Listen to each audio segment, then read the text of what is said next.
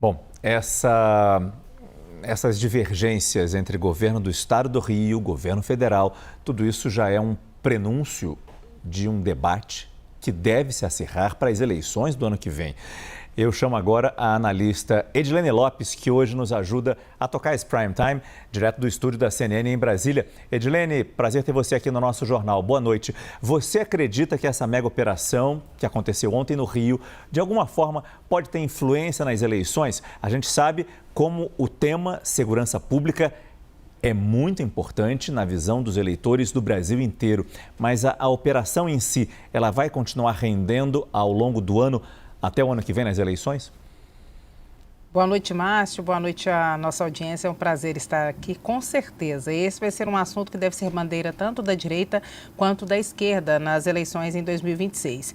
E é um assunto que para o presidente Lula é muito delicado, porque a defesa que faz o Partido dos Trabalhadores, principalmente em um contexto como esse, é a defesa dos direitos humanos. Nós vamos notar que desde que voltou da Ásia nesta madrugada, o presidente Lula não se pronunciou ele, pessoalmente, sobre essa operação. Lula tem falado através de seus ministros.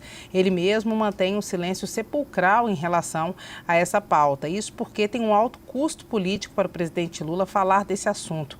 Essa operação, embora muito violenta e muito letal, a mais letal da história do Rio de Janeiro, ela tem apoio de parte da população. Então, qualquer pronunciamento que não esteja muito calculado ou que não seja muito adequado pode significar em perda política e perda de votos. Então, o presidente Lula tem agido através de seus ministros, como Lewandowski, que esteve no Rio de Janeiro, fazendo o seu papel de interlocução com o governo do Rio, oferecendo o que o governo federal tem para oferecer. E a primeira grande frente de ministros que Lula envia ao Rio de Janeiro vai ser amanhã, é com a coordenação da ministra de Direitos Humanos, Macaé Evaristo. Aí sim, uma pauta que tem a cara do governo Lula.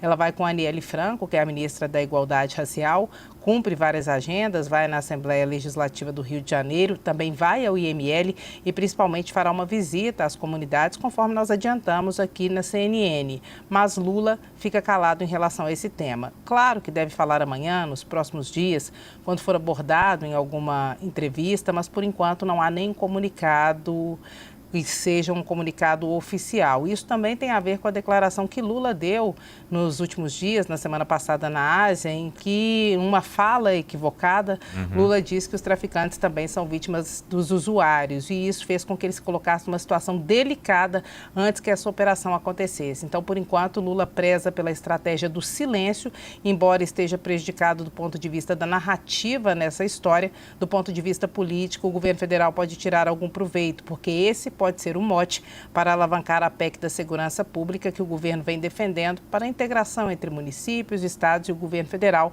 o que o governo afirma que neste momento seria crucial caso houvesse uma interlocução um pouco maior, que essa tragédia, como o governo federal tem classificado, como desastrosa a operação, não teria sido conduzida dessa forma. Então, na parte política, ponto para o governo federal. Na parte da narrativa, presidente Lula acuado e encurralado. Márcio. O curioso é que esses adjetivos, como os que Ricardo Lewandowski usou hoje cedo em Brasília, ainda em Brasília, antes de ir para o Rio, como desastrosa, e que o presidente Lula estava, eu não lembro o termo que ele usou, mas assustado, impactado com o resultado da operação, nada disso foi dito durante a entrevista coletiva, já no Rio, ao lado do governador Cláudio Castro. Pequenas farpas surgiram ali, mas tudo muito comportado dentro desse espírito de se criar um escritório conjunto para combater a violência.